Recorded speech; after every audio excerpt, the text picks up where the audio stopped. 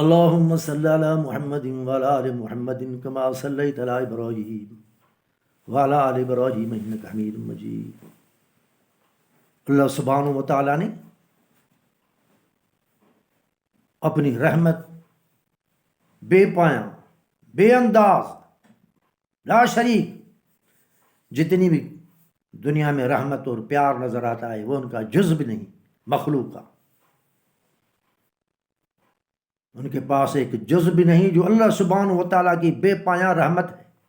پیار بھی انہوں نے پیدا کیا اماں کے دل میں، دنیا میں۔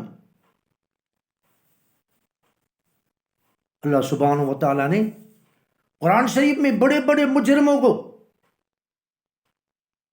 آخری دم تک کہا۔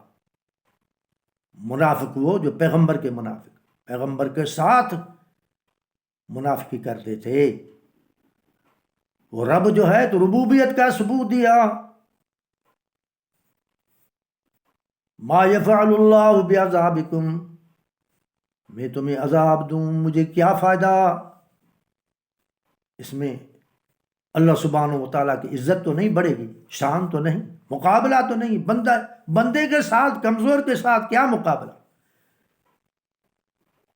ما یفعل اللہ بعذابکم ان شکرتم، گر تم شکر گزار قدردان بن جاؤ، میں نے تیری منافقی کو معاف کیا۔ جو تم نے ساری زندگی بے وفائی کی، یہ 5واں پارہ ختم ہوتا ہے۔ وآمنتم، شرط یہ ہے قدردان بن جاؤ اور ایمان لاؤ دل و سکون سے،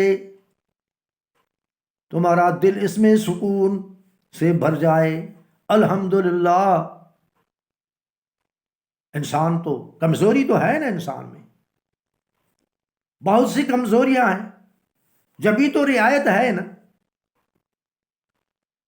وَقَالَ اللَّهُ شَاكِرًا عَلِيمًا، کیونکہ میں اللہ قدردان ہوں، علیم ہوں۔ نیکی کی توفیق، توبہ کی توفیق میرے طرف سے ملے گی۔ ہاں، تو جراثیم کو پیدا کر، انابت کو پیدا کر، حیا کو پیدا کر۔ اگر تو بے حیا ہے تو یہ خوشبو جو ہے حیا کی میں زبردستی نہیں لگاؤں گا۔ اگر تمہیں خوشبو پسند ہے، معافی پسند ہے، میری رضا پسند ہے، میں تمہیں معاف کر دوں گا جب تک زندگی ہے۔ زندگی ختم ہونے کے بعد تمہیں افسوس کے سوا کچھ بھی نہیں۔ پھر قرآن شریف نے کہا جب زندگی ختم ہونے والی ہوتی ہے تو بندے بہت بے قرار ہو کے کہتے ہیں قال رب ارجعون، اے رب واپس کر دے اس دنیا کے اندر،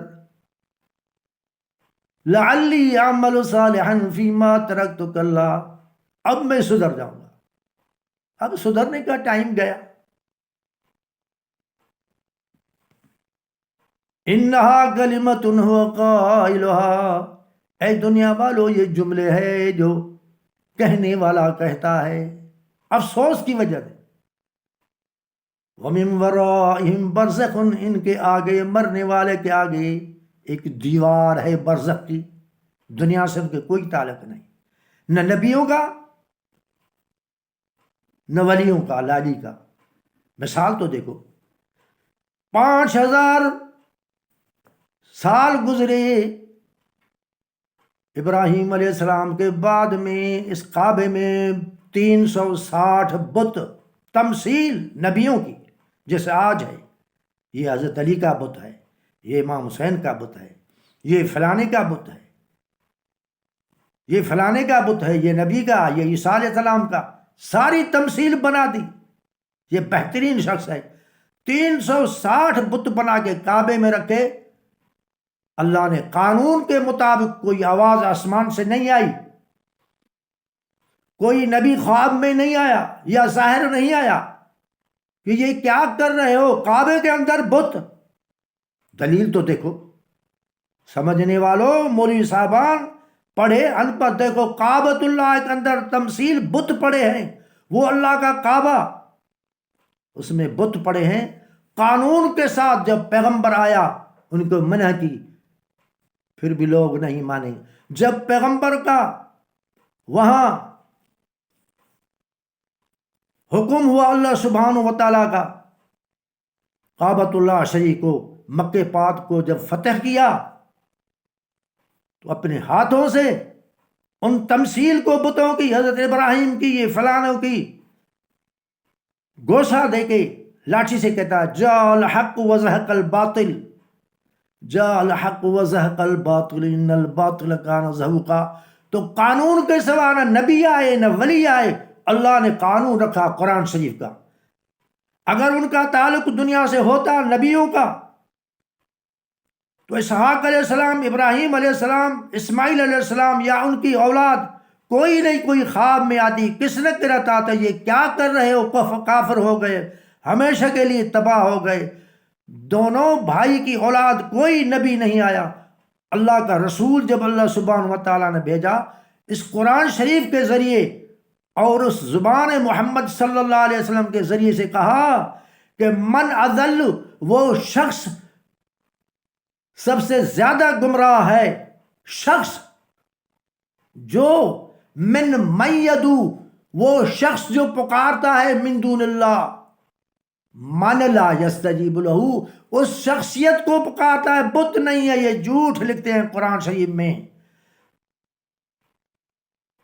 یدو من دون اللہ، من لا یستجیب لہ، جس شخصیت کو پکارا، پیغمبر ہو، نبی ہو، علی ہو، ولی ہو، جو فوت ہو گئے ان کو پکار رہے ہیں، اس شخص کو جس کے پاس قبولیت نہیں۔ بقول قرآن، مجھے تو افسوس ہوتا ہے ان پڑھ کو چھوڑو، یہ پڑھے ہوا کو کیا ہوا ہے کہ قرآن کہتا ہے من لا یستجیب لہ، وہ شخصیت جو پکاری جاتی ہے ان کے پاس قبولیت نہیں، جواب نہیں،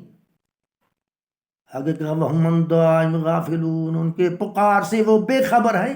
آخر قرآن شریف کے مقابلے میں کون سی چیز ہے جو قرآن شریف کے مقابلے میں حدیث کے نام پہ آئے وہ بھی جھوٹی ہے، تاریخ آئے وہ بھی جھوٹی ہے۔ اگر حدیث کے مقابلے میں تاریخ آئے تو وہ تاریخ جھوٹی ہے، اگر قرآن شریف کے مقابلے میں کوئی حدیث کا نام آئے وہ انسان کا کتاب ہے، انسان کی خبر ہے، وہ حدیث جھوٹی ہے جو قرآن کو جھوٹا کرتی ہے۔